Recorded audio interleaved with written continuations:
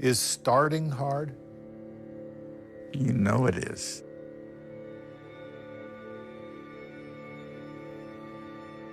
I don't know what you do when you start, but I clean my desk. I make a lot of stupid appointments that I make sound important. Avoidance, delay, denial. I'm always scared that I'm not going to know what to do. It's a terrifying moment.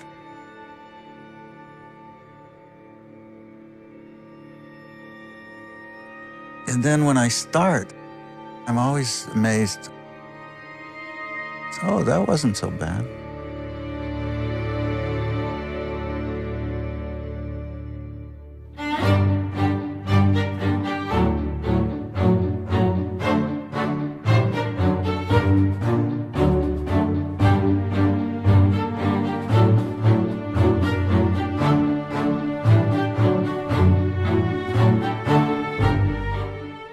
If you're a complete layman and not an architectural specialist, what's so hot about Frank Gehry? What's all the fuss about? He's changed the look of a very, in a sense, conservative field. He mixes the freewheelingness of art with something that is really concrete and unforgiving, which is the laws of physics. And you put up a post and lintel construction or a building, and man, that thing has got to stand. And I believe all of his buildings have been standing.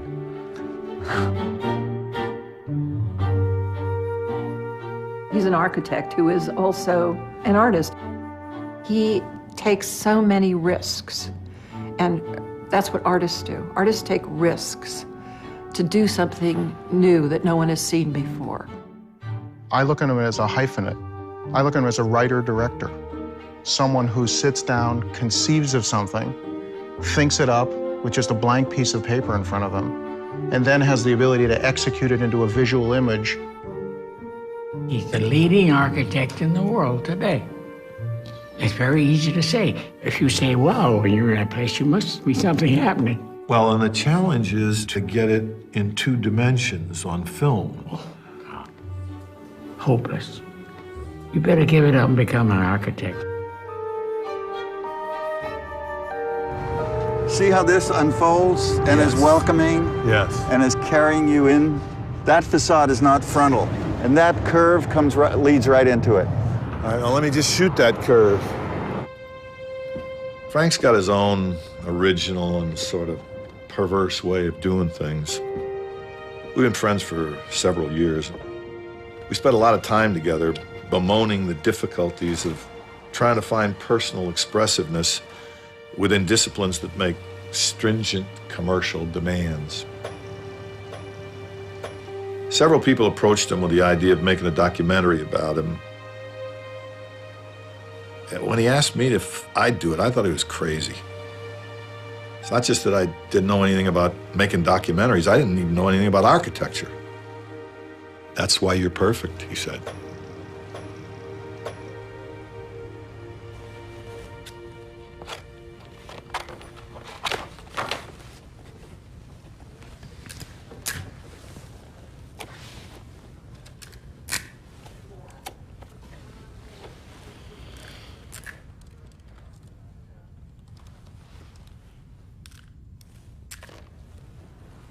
Pretty funny. It's weird.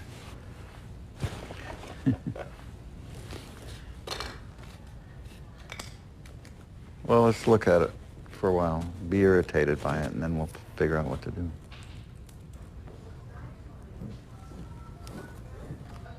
What don't you like? I don't know yet.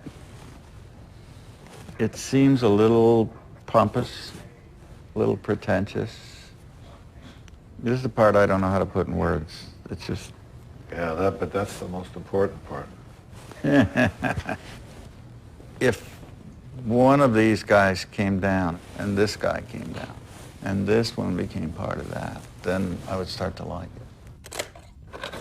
No, yeah.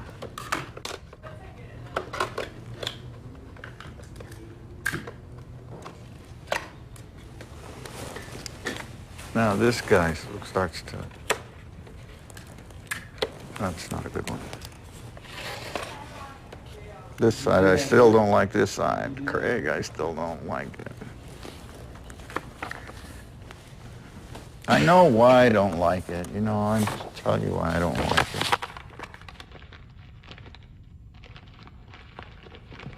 This has to get crankier, see? Crankier?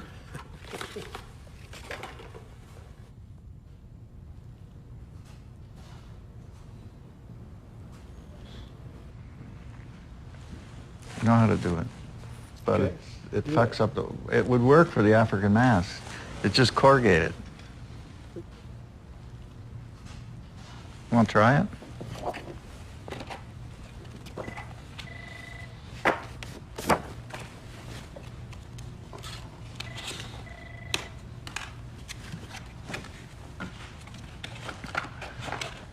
Oh, God. Heaven help us. You need one less corrugation. You gotta get it flatter, like Maggie. Like that, flatter. Yeah, like that. 2. Yeah, 2 is great.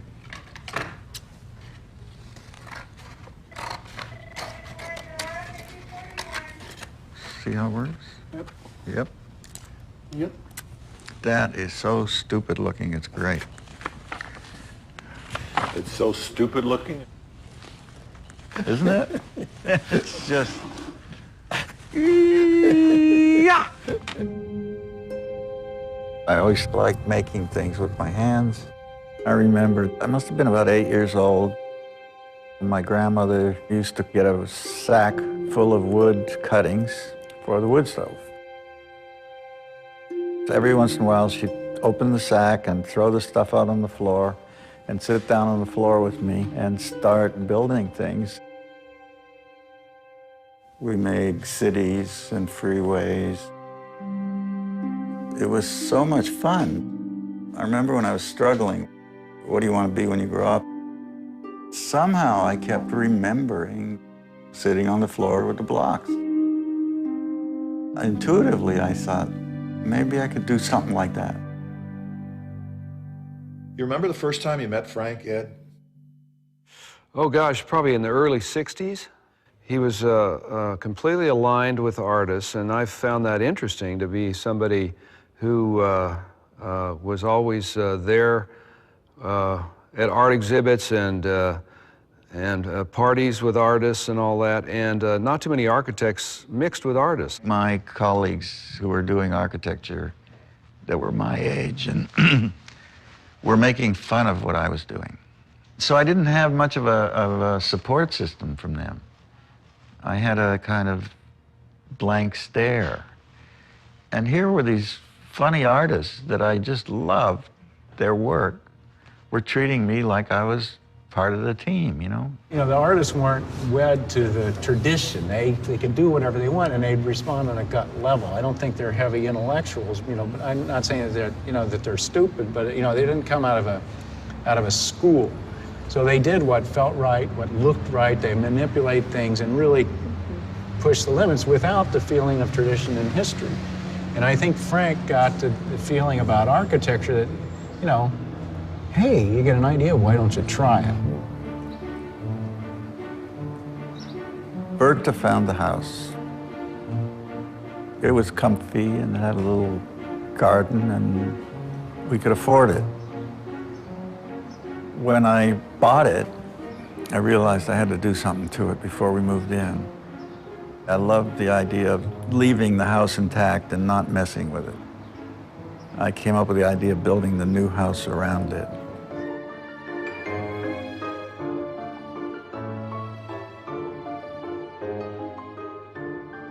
The idea was that they would find this little bungalow and then that would give Frank a kind of laboratory to work in. We were told there were ghosts in the house. I decided the ghosts were ghosts of cubism. The windows, I wanted to make them look like they were crawling out of this thing. At night, Because this glass is tipped, it mirrors the light in. So when you're sitting at the table, you see all these cars going by. You see the moon in the wrong place. I mean, the moon is over there, but it reflects here, and you look at it up there, and you think it's up there, and you don't know where the hell you are. You know, Frank seems to live in the moment. You know, I'd like to think that I do, but I think Frank really does creatively live in the moment. He takes an idea that someone says and finds out what they're about and what they think they want, and then suddenly he's creating it. And the kind of materials that he chooses to use, most of the things are things that are used, I like to think of them as used as building factories or building something that we don't think of as a house. Let me tell you how he finished his house. One day he went up to shave in the bathroom, and there was no light to shave by. And so he picked up a hammer and knocked a hole in the ceiling into the California sun, and then he shaved by it. At the same time as I did this house, I was building Santa Monica Place. The night Santa Monica Place opened, we had a dinner here with the president of the Rouse Company. He was a lawyer, and he says to me, "What the hell is this?" I said, "Well, I was experimenting and playing with it." And he said, "Do you like it?" He said, "You must like it." I said, "I do." He said, "Well, if you like this, you can't possibly like that." And he pointed over there towards Santa Monica Place. And I said, "You're right, I don't." And he says, "So why'd you do that?" I said, "Because I had to make a living." And he said, "Stop it." He says, "You should stop it. Don't do that." And I said, "You're right." Now, at that moment, 45 people in my office were working on projects for him. And he and I shook hands that night and decided to quit everything. It was like jumping off a cliff. It was an amazing feeling. And I was so happy from then on. I mean, even with all the stress of it, it just made me very happy.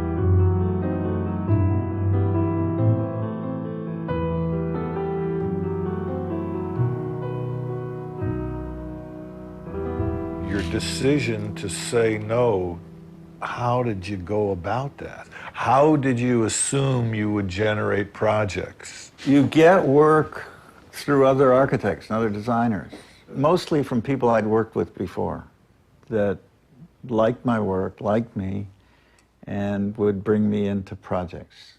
It was touch and go. You remember I was always going bankrupt. I know you were going to say that. No, I still feel it, even though it's not true. Yeah, I know.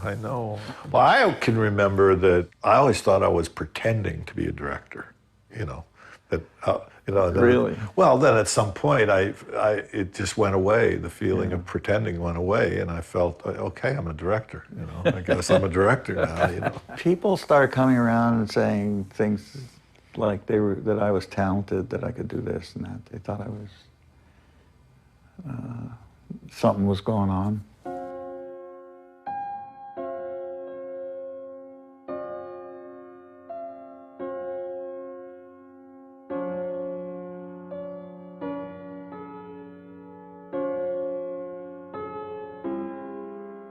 When I was a kid, my father used to draw with me. That was something I just loved doing. What did you draw? The only thing I remember, I was about 13, I drew a picture of Theodore Herzl when I was in Hebrew school. And I remember the rabbi pinning it up on the board. telling my mother in Yiddish that I had golden hand. I had golden hands. I really remember that. Also, we used to go to a summer place in Northern Ontario, and my mother had this lady analyze handwriting. The lady read my handwriting and said that someday I was going to be a famous architect.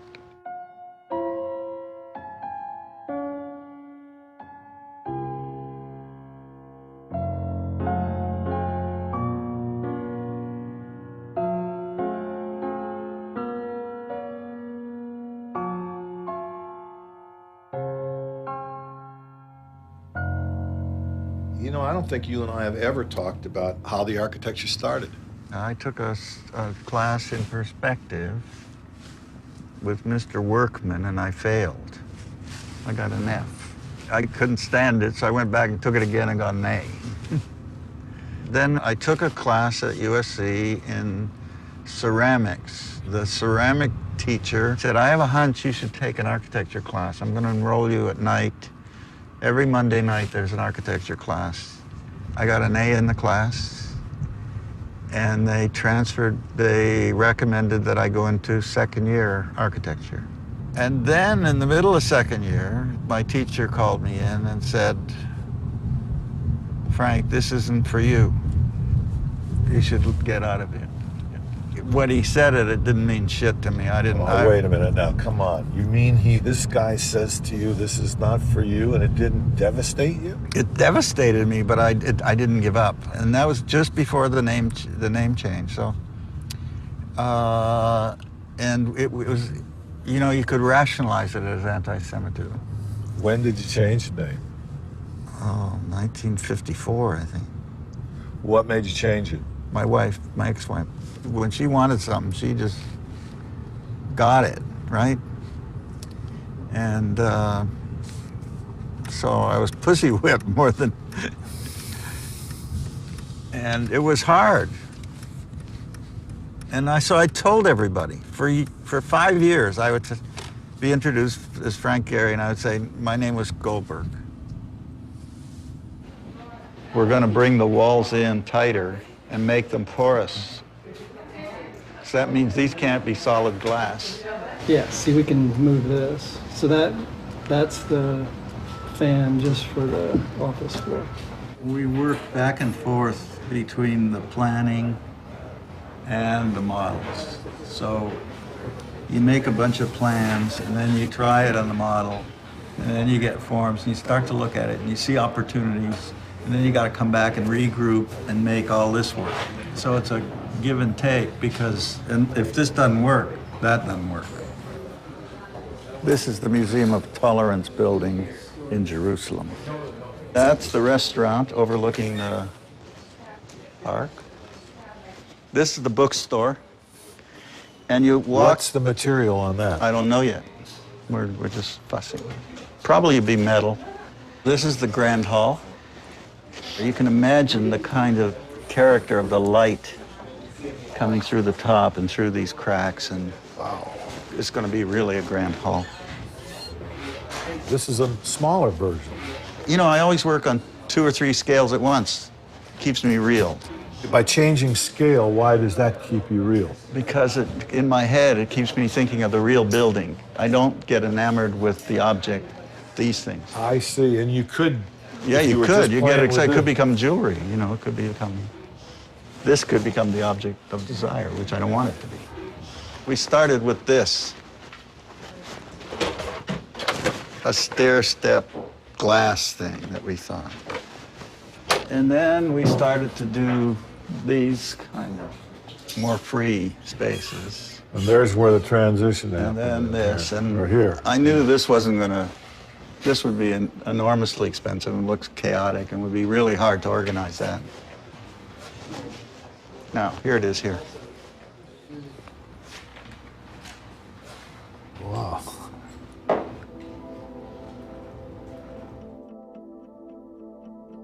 Everything begins with the models. The problem is the world runs on paper.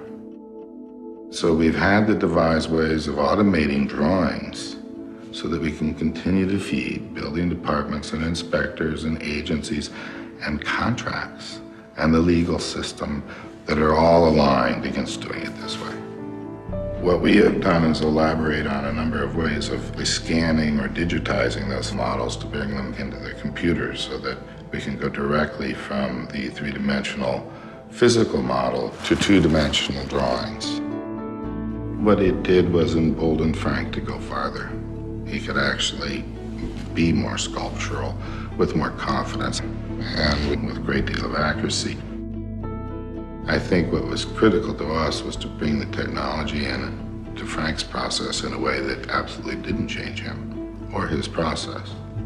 In the old days, when you try to document the building in 2 dimension with a plan, with a section, with an elevation, your understanding and your way to be able to describe the building is very limited, and the contractor and the people who are building it have to sort of put it together. There's an element of interpretation there. Whereas with this particular process, the level of precision allows the designer more flexibility and freedom to explore the shapes and the forms and the geometry of the building. This model that you see here would get sent to the contractor, and then they would take that information, extract it into a computer file, and send that directly to the manufacturer, who would then build the part. So theoretically, there's no need for paper unless they want it as a verification.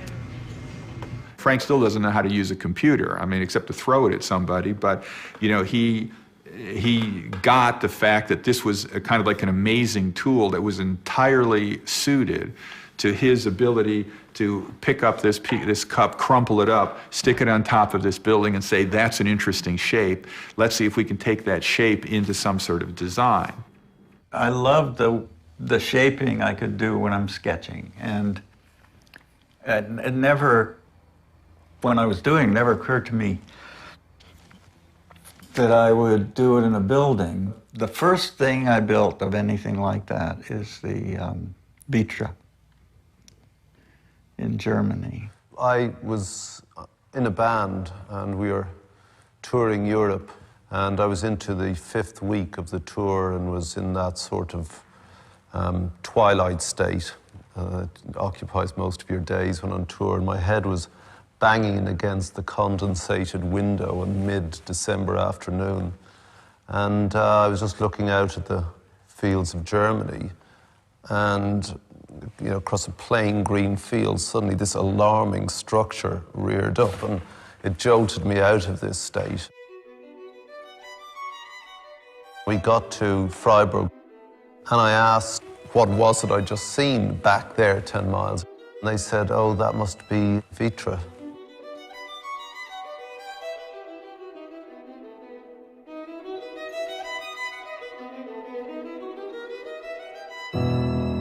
I started playing with the spiral stair.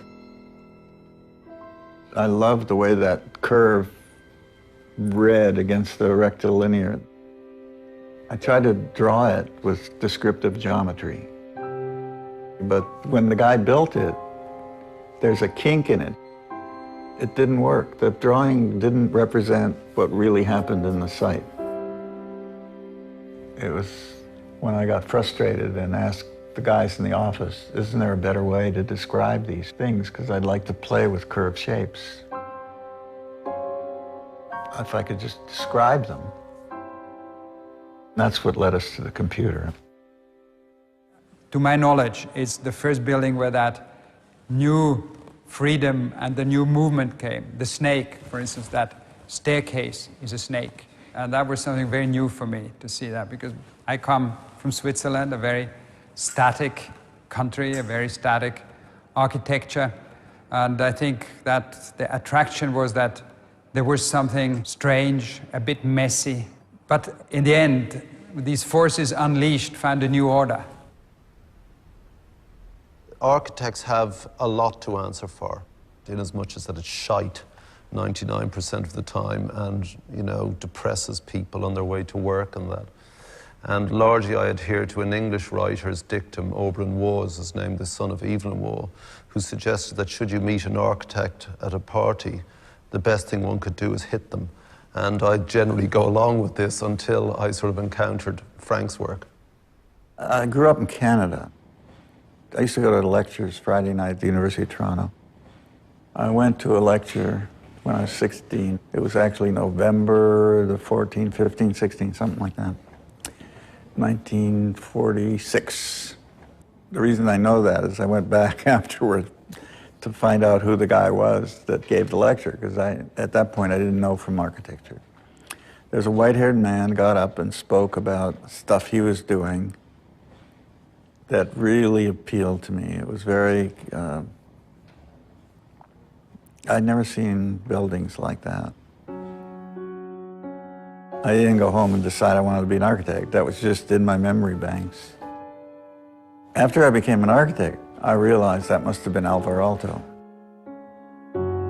I would say my work is probably closer to him than any of the other previous generations.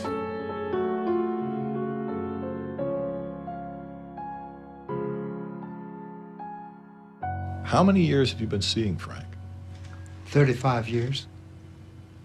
I met him as a patient. Ed Moses, the painter, sent him over. Milton took me in and agreed that I could, after the second thing, he said, "You're in limbo with your wife." He said, "I'll treat you if you make up your mind. For 3 or 4 months, you either commit to stay home and make it work, or you leave right now." So I left his place, and I left. I went, got my clothes, and moved to the Beverly Wilshire Hotel. I had 2 daughters and a wife. He lacked a lot of confidence. He was talking often about being bankrupt, and he meant more than just monetary bankruptcy. He meant bankrupt in his relationships, bankrupt in his ability to get his clients to accept what he was doing. He was always being Frankie Toronto. He was always fighting as a Jew. He was fighting the Catholics, and he had to show them he was a toughie. I was angry, but I wouldn't express it, you know. So Milton got me into that group with 14 other characters. And for 2 years, I went to the group and never said a word. One day, they all pounced on me. They said, "You've been sitting here for 2 years, judgmental as hell," you know, and they uncorked me, and I realized that they were right. It was because all of them were saying it. I couldn't dismiss it. He looked up to me as some kind of mature adult figure. Right. Whether true or not, that's how he saw it.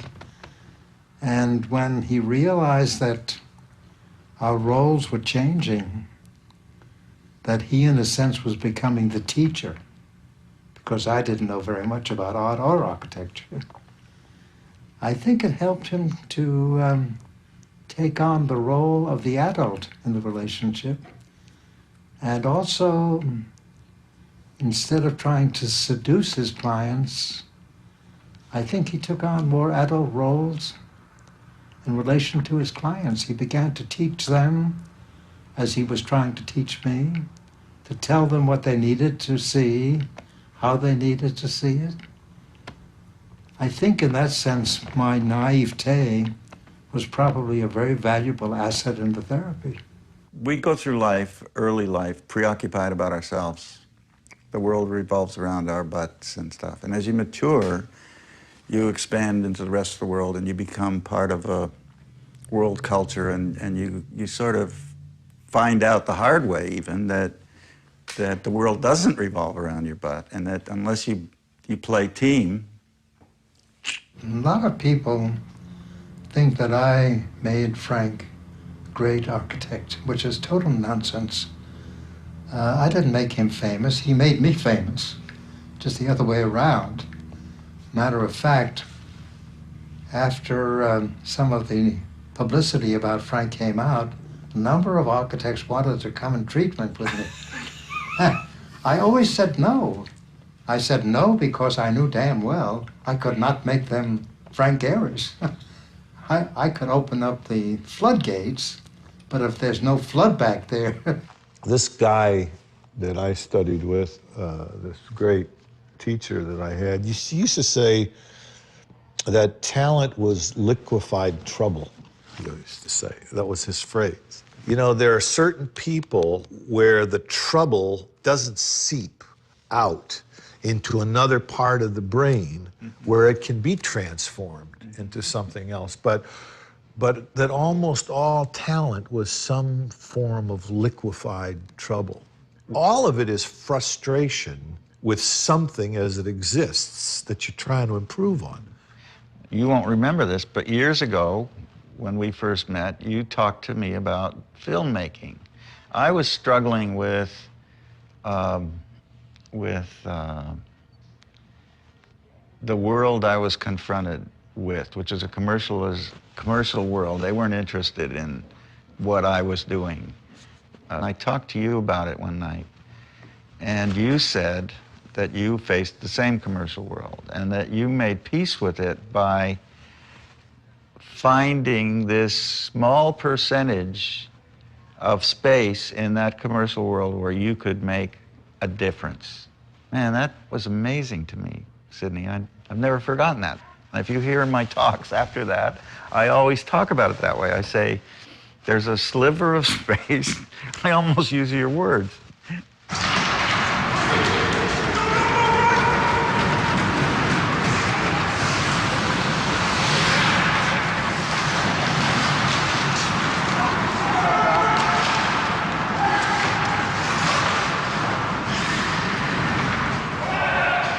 Basically, and still more important to me than architecture, is Frank's interest in hockey. My sons are hockey players. I spent hours at hockey rinks from midnight to 6 in the morning. There were not that many around LA, and I would bump into this guy who was not 22 years old. I just struck up this relationship with this person who did chain link and boxes. As we were getting into architecture and I was looking for the next generation of American architects, he was on the list of architects who were kind of pushing the envelope. We bought a hockey team. We needed a practice rink. He designed for us the hockey rink in downtown Anaheim.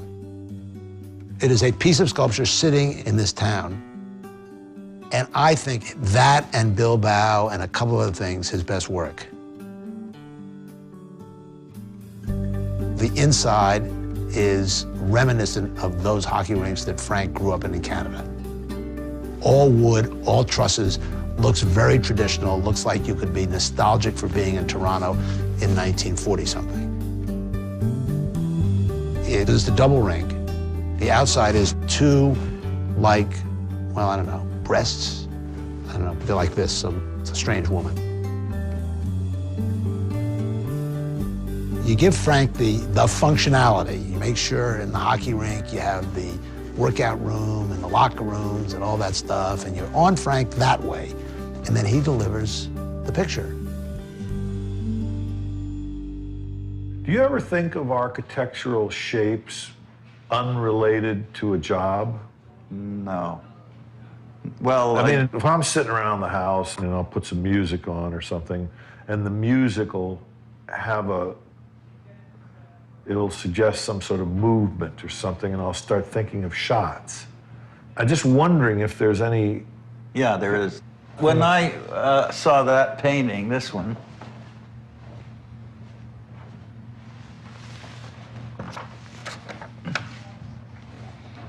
so this is in the Sainsbury wing, British Museum. It's a Hieronymus Bosch. If you look at it, this is a composition, and I start thinking of them as a composition of buildings. This is the floor plan of the Israeli project, and creating a composition. That's It's not literal, but I just find those kind of inspirations, and you file them away somehow. You don't even know you're doing it, and then it comes out, right?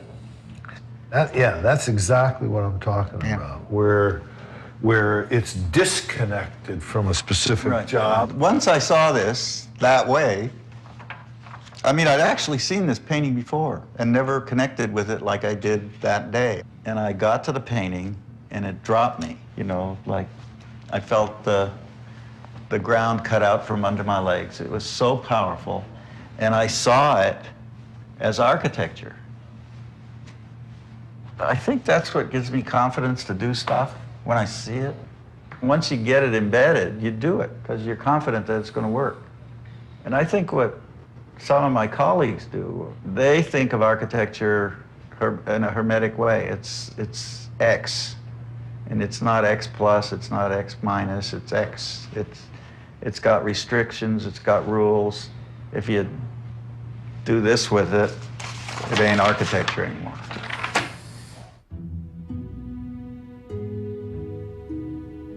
Everything has been done before in some way or another. The only thing that changes is technology.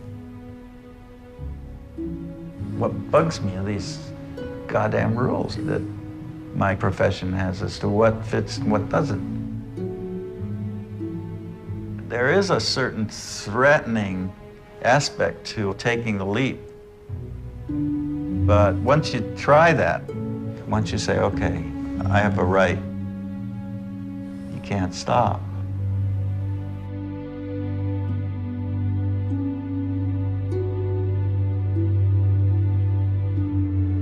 I understand what you mean, that everything has been done before, but I've never seen a building like Bilbao. It's gotten more sensual and musical. Where did all that come from? I think it just evolved. I was looking for a way to express feeling in three-dimensional objects. You know, if you go back in history, if you go into Chartres Cathedral, it drops you to your knees. He just let go.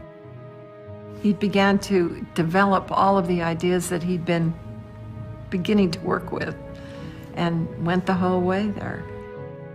I don't think there's a building that comes anywhere near it in inventiveness in this period of our history. I swear I don't know why. It moved me just as much at the end of 2 days as it did when I first walked in. Well, he sees that the whole reason for being an artist is that moment in somebody's eye when you've reached them. That's it. The most impressive cathedral at the end of the 20th century is, to me, without question, the museum in Bilbao. You see it and you gasp with astonishment. It's like a vision of a kind of paradise. I don't really know him, you know, I'm not an intimate of his at all. It has reminiscences of things. And you walk down into the entrance and you feel like you're in Luxor. It has the scale of Egypt. What's important is to be satisfied with what you and the light. See, that's the one thing Frank understands, is light. See, it's the shape of light as it hits another shape. Oh boy, oh boy. And then as you put it, it's peripheral. Architecture is nothing but peripheral. When Bilbao came up, we moved on a lightning track. The Guggenheim would select 3 architects: Frank Gehry, Arata Isozaki, and Coop Himmelblau.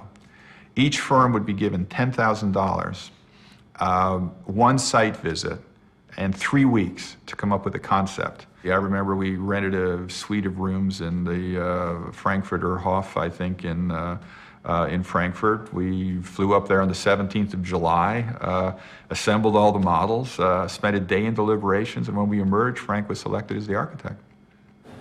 I think, I don't know who said this, I think it was a British journalist, but I think he said that this looked like if it was an object from outer space, but which had landed here a century ago.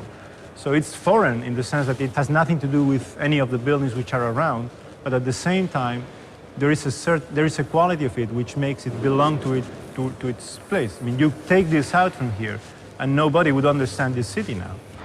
We had 350,000 inhabitants in the downtown. The first year, we received 700,000 visitors. And then a kind of a community self-esteem has increased so much. We have moved from admiring the architect to be proud of being the clever ones who did this project and have chosen this architect. And we have this building which the whole world admires.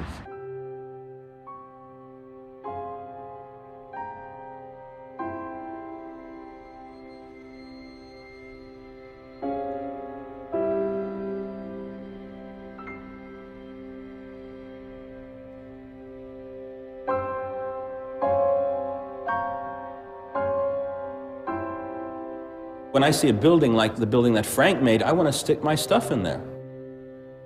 It makes me feel encouraged. It makes me feel like, hey, there's somebody that's like setting up an arena where something incredible could occur. He threw down the glove. Let's put something in here that can really take somebody into that transcendental state that you feel when you're making art.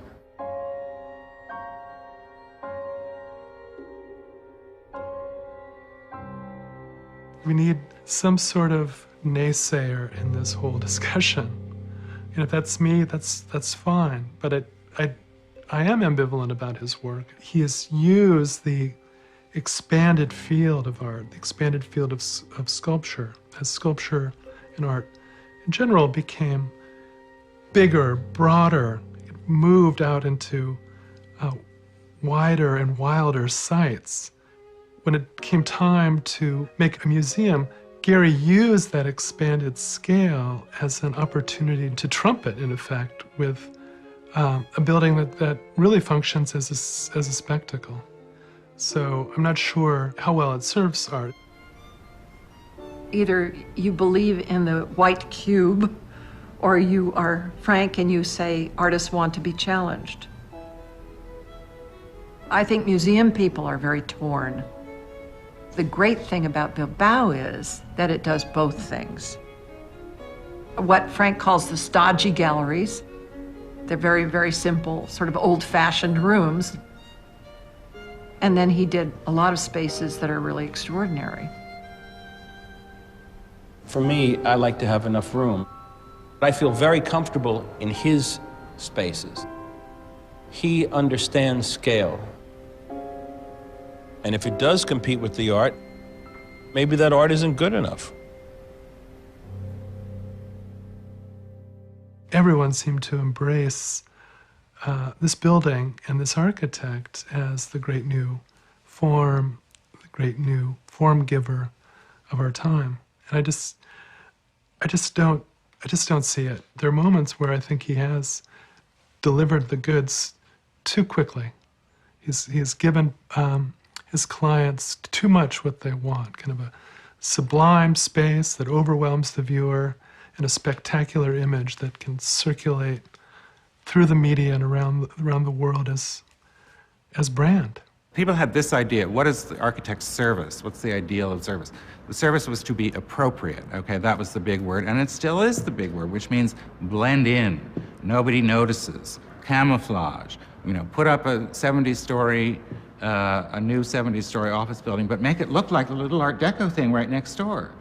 So who gets anything out of that? You have to not only talk about the freedom, but you also have to talk about the courage of an architect who had the conviction to say, well, that's not what architecture should be doing, and that's not what cities should be doing. I never expected Bilbao to be the kind of hit it turned out to be.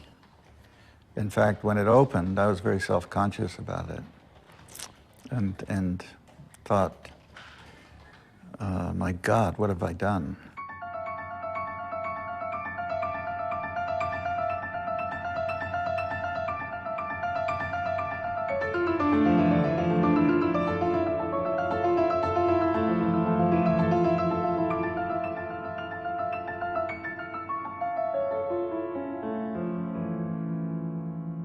Somebody asked me once about Frank's ego, and I said, well, you shouldn't be put off by the kind of Columbo-like exterior, the crumpled raincoat and the sort of shuffling, kind of like self-effacing manner. I said, Frank's got the biggest ego in the business. And the reason that I know this is that he also has a perception of the process that instead of reacting negatively to a criticism, he'll basically say the reverse of what you might expect somebody with a big ego to say.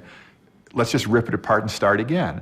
Because he knows that when he does it a second time, he does it from a higher plane of knowledge. It's a second opportunity to do that. Now that's real ego. I act like nothing's happening, you know. I'm aw shucks, booby. Whereas inside I've got I'm ambitious, I'm eager, I'm competitive as hell. But I cover it up. My personality has been to cover it up. There is nobody that strives for excellence that isn't competitive somewhat. I don't think it's possible. I mean, but even if, you and I are in a different business, I'd probably compete with you. I have this conflict about that, I want to be aw shucks, I want to be a nice guy, I don't want to be in your face. And yet I am in your face, and I am ambitious. I think that's the same with the work. I feel like it shouldn't, when I got to Bilbao and saw it for the first time, I got embarrassed. I thought, oh my God, how did they let me do this, Well, you also have to consider his wife, Berta. I mean, she's part of the whole equation, too, because, he had this anger, if you want to call it, on one hand, and getting out there and doing those things, and then his family life was stabilized, and that's probably kept him afloat. At first, they had all kinds of rough edge conflict. For example, Berta wanted to be married. Frank had been married and he didn't care about being married.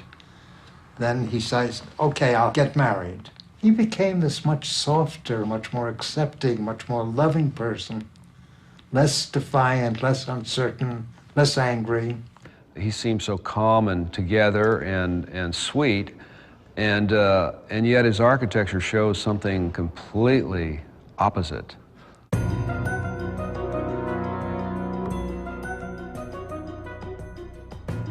There are sort of rules about architectural expression, and they have to fit into a certain channel. Screw that. Doesn't mean anything. I'm gonna do what I do the best. If it's no good, the marketplace will deny it.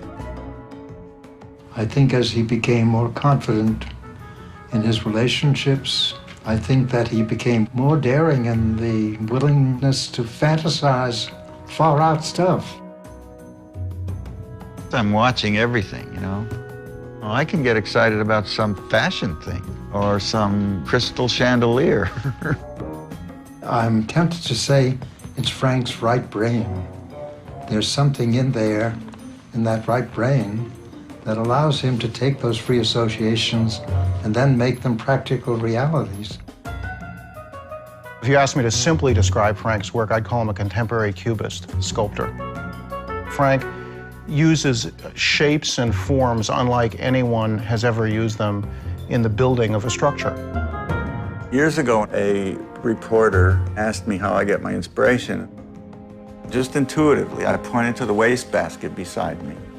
And I said, look in there, you see. Think about the caverns and the spaces and the textures in that wastebasket. You can look anywhere and find inspiration.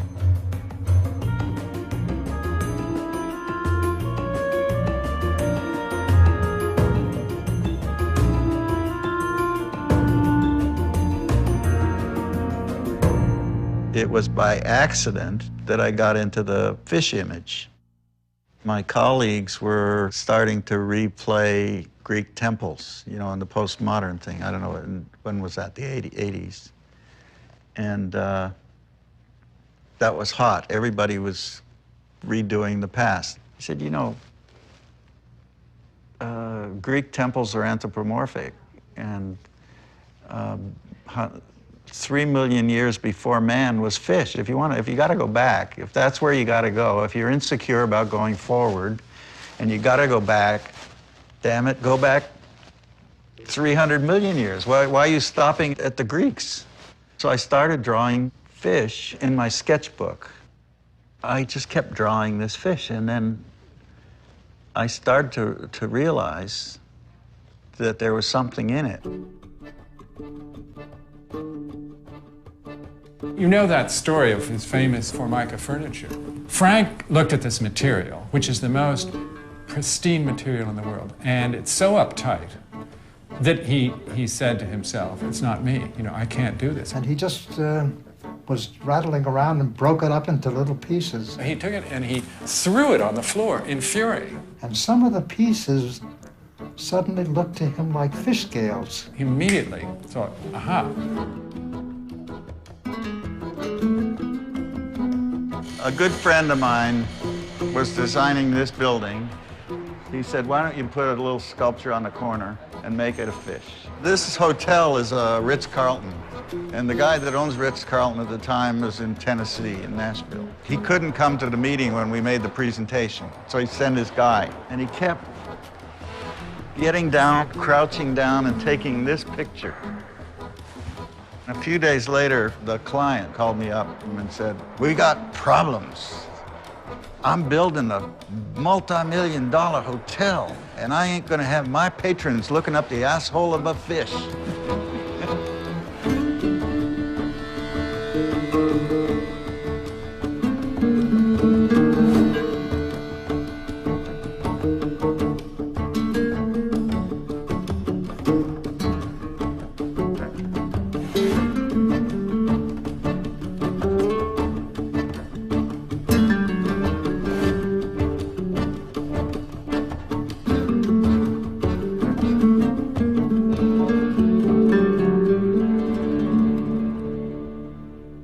Do you recognize big changes in your work over the last 30 years? Well, my starting days as an architect, I was involved with less expensive buildings. I couldn't afford to pay for that beautiful detail. In the early 60s, Venice was a place of cheap rents. The artists would come in. Larry Bell was one that was close to Frank at that time, and Larry began putting up these walls, interior walls in his studio, and leaving them bare, and where all the scars show, and showing the scars became a kind of thing there that a lot of artists were doing out of practicality, and then finally out of a kind of style thing that Frank also began waking up to. I grew up a modernist. Decoration is a sin. That's the mantra of modernism. So if you can't use decoration, then how do you humanize a building? How do you humanize a thing? Materials could be expressive. He was really making a statement that architecture was very much about the materials as well as about the design and the look of it. It was all to do with making the most out of little bits of throwaway things such as industrial material, picket fence, corrugated metal, and chain link. Jasper Johns was doing it. Rauschenberg was doing it. They would make beauty with junk. When he was doing that chain link stuff, he went to Mickey Rudin's house. And Rudin said to Frank, what are you doing with that ugly chain link? How stupid that is. I mean, you just destroy the looks of the world. You make the whole world uncomfortable with that damn chain link of yours. Frank said, Mickey, come on over to the window, will you? What do you see out there?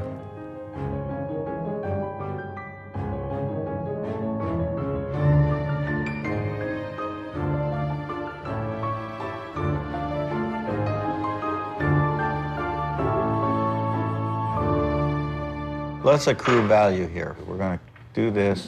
Yeah. We're going to open this. We're going to do this. We're going to do this. Yeah. You know what's confusing to me is what you see from here. Perhaps what you do here, there's still kind of a gray situation. It's like a bridge. A little. Well, if you do that, you know, you could almost do that and walk under it to the lakefront. That would be the ideal. Yeah, I know. And, I mean, if we do this, it takes it out of the realm that I was worried about. Well, I wasn't worried about that. I don't. No, you don't worry about the same things I worry about. I'm more naive. Edwin is more contentious with me than Craig is. Have you noticed?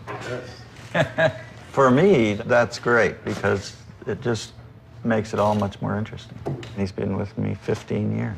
For the first 5 years he was here, he didn't talk. I couldn't get a word out of him. He just sat and watched. And then now, 15 years later, I can't stop him from talking. I don't think I could do the buildings alone anymore. I've gotten so used to the team to play with. He surrounds himself with good people. What he likes to do is he gets the vague idea, kind of very loosely. Well, you know, something kind of like, something kind of like this, but kind of like, what I'm thinking is something more kind of like that, you know what I mean? So this kind of thing is what I got in mind, you know what I mean? And the guys are saying, yeah, I think I got it, Frank. And they run off and they do some stuff and they come back and he goes, no, not quite like that. I thought it's a little bit more like this, you know what I'm, like, gosh, you guys have just, I want you to really kind of, more like that, you know what I mean? No, but if you see the stair like you see here where it ends. Where it's sticking out. Yeah, do that. The communication is almost nonverbal. We've worked enough together that he can say like 2 words and I'll understand what he wants. Or a quick sketch or reference to a painting or a piece of sculpture and say, try this. The only thing I'm worried about is these guys wanted something a lot more exuberant.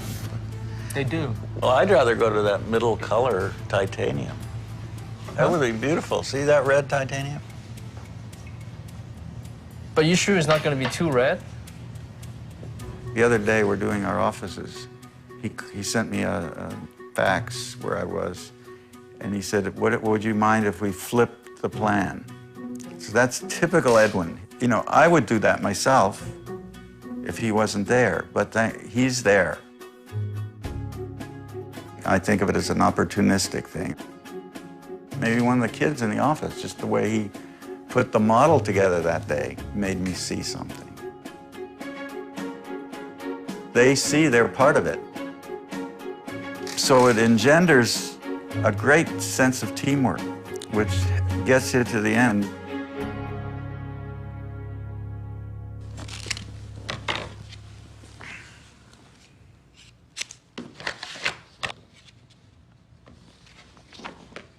Craig and I will go home tonight, separately, and we'll agonize about this. And we'll come in tomorrow. We'll have a dream tomorrow night. And we'll say, and we usually come to the same conclusion when it's wrong, right? And what makes it wrong? What's wrong is if it's too easy, or if we think we're falling into some kind of cliche. Or we already did it. Or we already did it. That's different. That's different than too easy, right? Too easy is that too easy? I guess I gotta suffer a little before. But that's neurotic. How do you tell the difference between an aesthetic discipline and neurosis? If you've ever been a client of Frank's, it's a frustrating situation, because you hire Frank because you just love him and you want him to do whatever he wants to do. And people are real encouraging, be far out. But he starts getting far out and they all fall in love. I love that. Yeah, but he doesn't. He wants to change it until it becomes a frustration game where, God, Frank, when are you going to finish this thing? It looked good 40 times and you're still going. What's exciting to me is the process. And when people look at this stuff because it looks like it just happened, they don't realize how much time and effort went into the incubation. Yeah. So I'm always compelled to explain all that. Have you ever had a situation where you've accepted a job and then had absolutely no idea what to do with it? Or do you get the impulse first and that's what makes you go after the job? No, I don't go after the job anyway. I wait till the job's hit me on the head. I guess I don't like rejection, so I just wait until they come to me, because when you go after it and you get rejected, I hate that.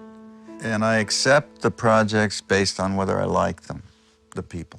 Frank has figured out, which some architects don't quite figure out, is that the most important influence on the design is the client.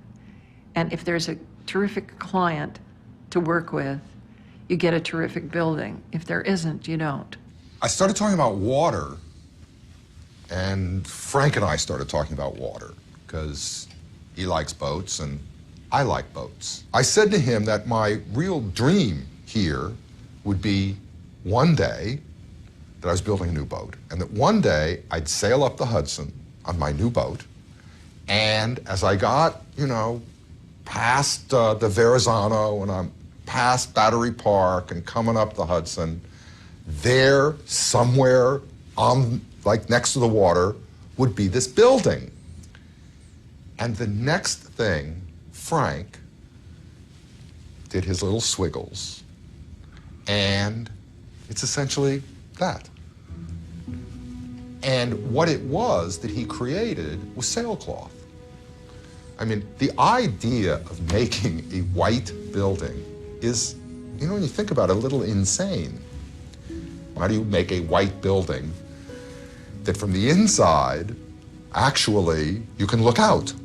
So then began this odyssey, which was how do you get glass? And also it was, let's do the whole thing in glass, nothing else but read glass.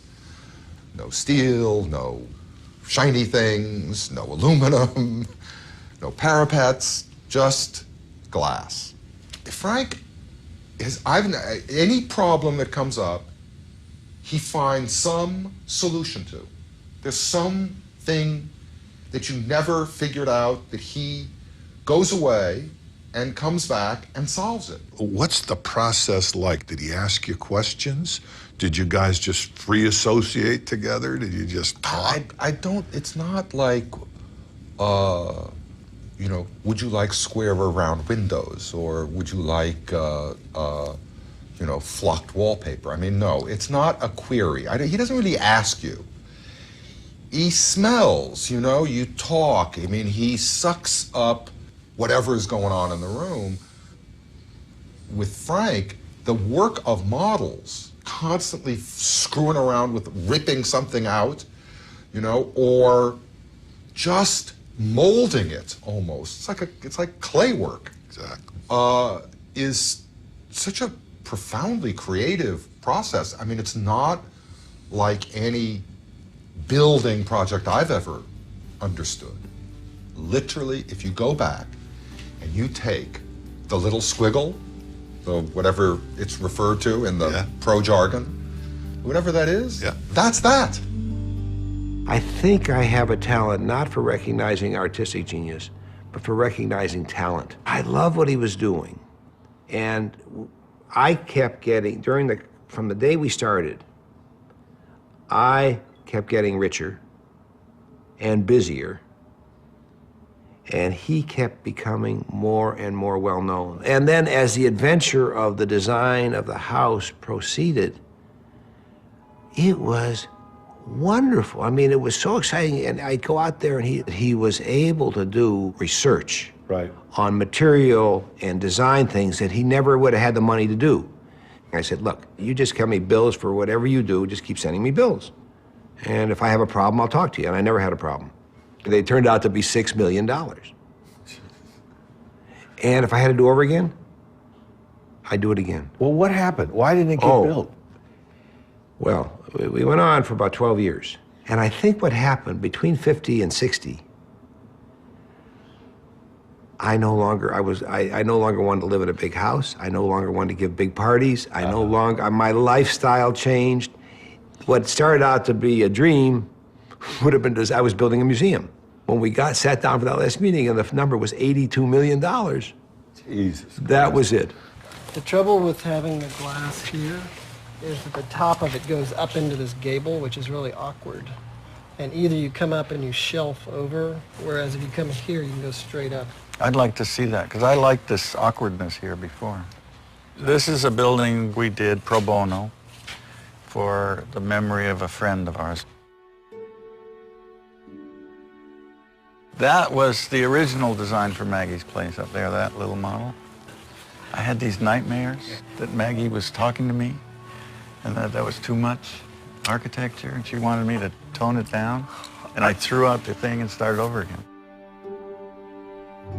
Having worked with Maggie, he understood the idea of the center, which is to be an informal space for cancer patients. He took on this commission at his own cost because he was a great friend of Maggie's, you know. We're not paying him a penny. And out of love for Maggie, I think he really is committed to a notion of an architecture that relates to healing. Informality, non-institutionality, and a certain amount of humor and places for reflection are very important. It's a very nice place to get up and look out over the landscape. That's terribly important for cancer sufferers, to see their illness in a context which is bigger than themselves. Why'd you come to Los Angeles? My father got sick, and it was those days when they said go to the southern climate. He was broke. He lost everything. He was. What kind of work did he try to do? He became a truck driver for Yankee Doodle Pop Company. And I got a job truck driving in the valley for a cousin. This is where we lived, in here. We just didn't have anything. It was really rough. You got a job as a truck driver. How long did you do that? 2 or 3 years. I met some interesting, I delivered a breakfast nook to Roy Rogers and Dale's house. And they, I came from Canada. I didn't know from movie stars, right? I couldn't believe it. And they treated me like family. They invited me to Christmas dinner. How do you get out of driving a truck to something else? What I was interested in as a kid then, my cousin used to take me up flying, and I loved it. I'd get out there and just early morning Saturday and stay till Sunday night and watch planes. And so I got a job washing airplanes. Where did this come in terms of before architecture? So I was freaked out in love with flying, so I could have gone that way. If somebody had just given me a job and really seriously taught me how to fly, I probably would have been happy. It's funny how it feels almost fragile, the way people discover things that are so meaningful for their whole lives. Right. I feel the same way. If I have a big envy in my life, it's about painters. I wish I was a painter. What I'm fascinated with is the moment of truth. There's the canvas, it's on your easel, you got a brush and you got this goddamn palette of colors, and what do? What's that first move? I love that dangerous place. Have you ever tried to paint? Never. I wouldn't dare, because I wouldn't know what to do. I know how to do a building.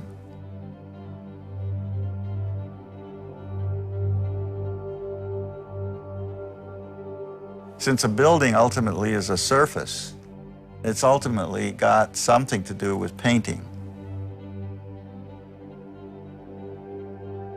But I've never been able to achieve what in my mind is a painterly surface. Oh, yeah?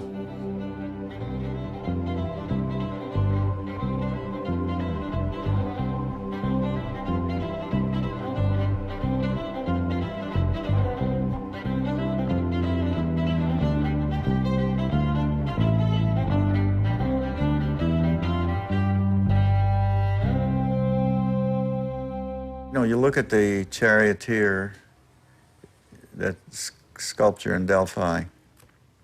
It's a Roman sculpture. And it says artist unknown. And it's one of the most beautiful pieces of sculpture. And you think about that. When I saw it, I started crying, Sidney, because how powerful that is, that the guy doesn't have his name, you know, that it grew out of a moment in time when there was a consensus and that happened. That's antithetical to democracy, I think. And I'm hoping that out of democracy comes an expression that is, the consensus is democracy. How does that express itself? Express itself chaotically. And that chaos we're starting to feel is beautiful. Frank believes in accidents, but I think it's important to say that some of his accidents are failures and some of his work is extremely ugly. People shy away from saying that because they're, in a sense, his reputation is so strong now. Of the anti-Frank Gehry contingent, is there anybody that hits a spot? Well, when I see something negative, I usually try it on. Like you're trying on a pair of jeans. I try it on for size. I wear it, I think, well, maybe there's something here. I look at it. And then I must get something out of it because, you know, I'm sure but I don't digest it intellectually. I don't take it in as oh, I got to do this or I got to do that. Reporter just did a thing saying that on the Museum of Modern Art, saying that Toronto deserved to get a Museum of Modern Art. Instead they're getting a second-rate Frank Gehry building. Even Marty Filler, who I like, wrote about Chicago and said he thought it was logo texture.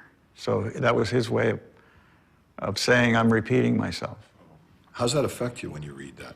I just keep going. I don't pay attention. I mean, what am I going to do?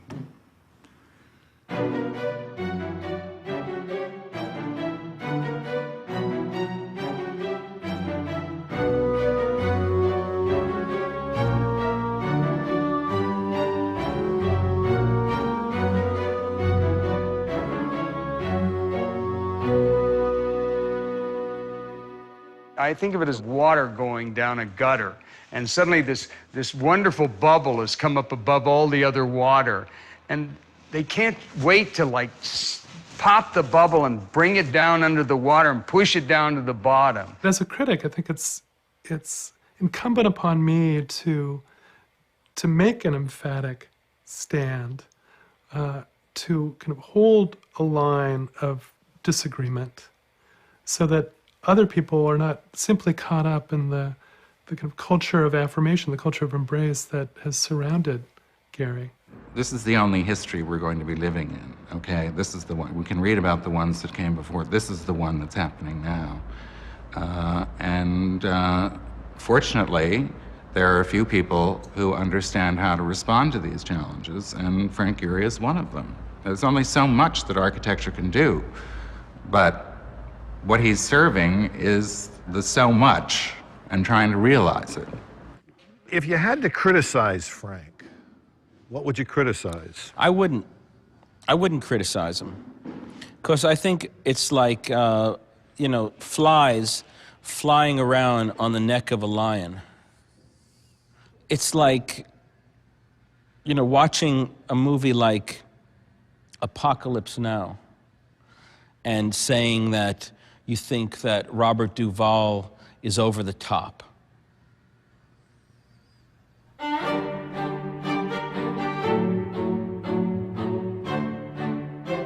Because buildings take so long to realize, by the time I get to the finished building, I don't like it. I see all the things I would have done, that I should have done, I think.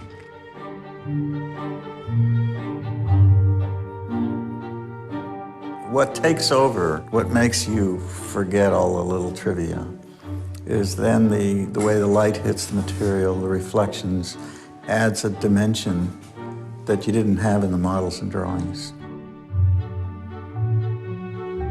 That's how it lives. It becomes a living thing.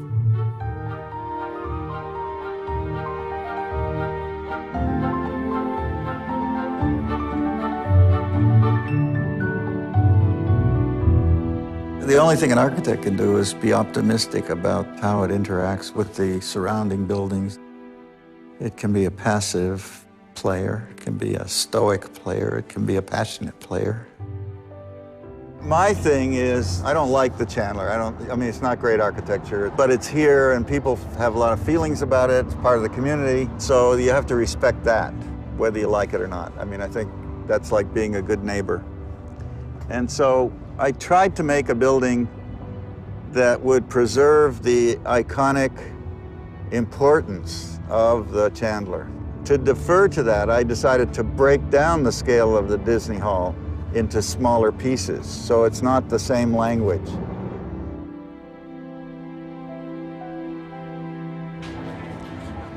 It relates to the Chandler. Yeah. Now, the shapes of the exterior of Disney Hall are based on sailing. When you're wing on wing, the wind behind you, it forms a beautiful space. And if you look at the front of Disney Hall, it's wing on wing. It's the two sails. And you're at the helm. And this is the foyer. And here, when you look up, you'll be able to see the levels.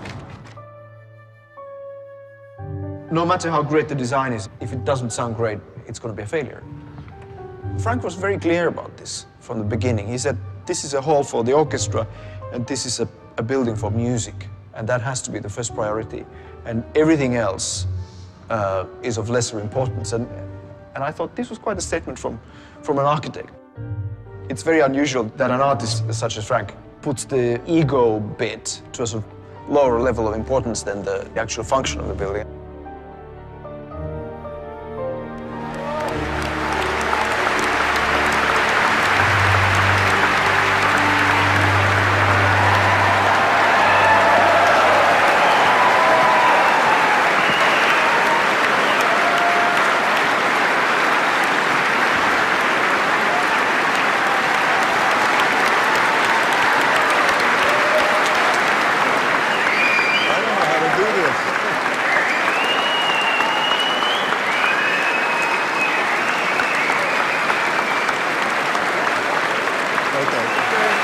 Let's get the hell out of here, yeah?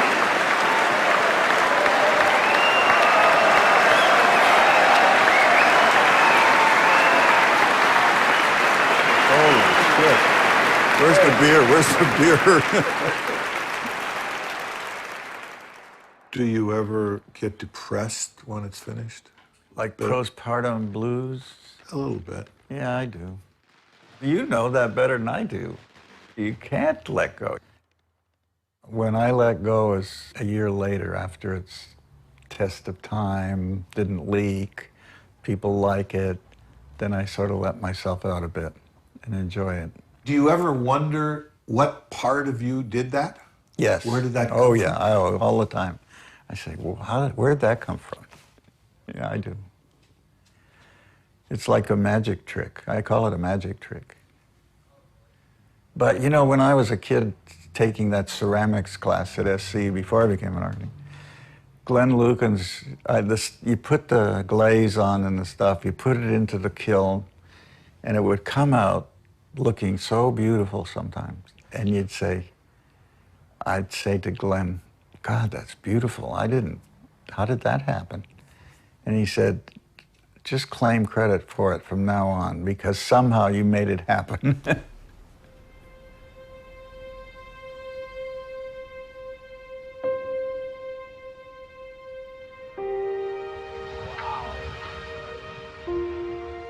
So you haven't seen any of this all together?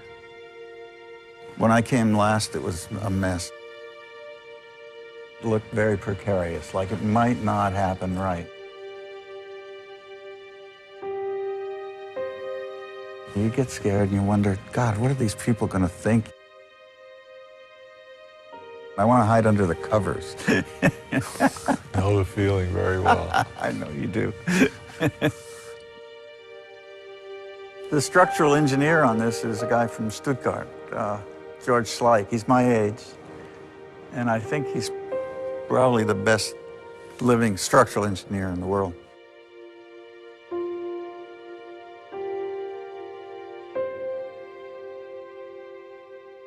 You know why this floor is like this?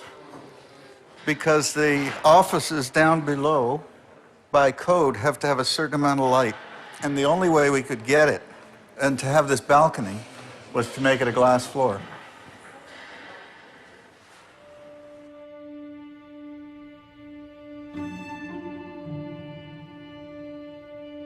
You know, I'm not going to get to live here and stay here, so I'm only going to see it today, and I leave, and maybe I'll see it 3 or 4 more times in my life. For me, it's like one of my children.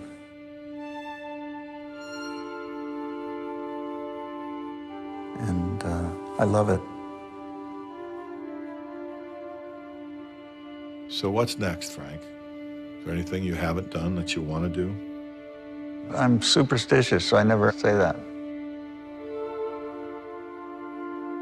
When you're a younger architect and starting out, you're seeking some kind of impossible perfection. You could spend your life thinking about this ephemeral building that would be great to do, you know, it would be the capstone of my career. You realize as you mature that there's no there. You ain't gonna get there. A great many people come to me hoping they can change themselves and settle their anxieties, their problems in their marriage or whatever. They want to know how to handle life better. When an artist comes to me, he wants to know how to change the world.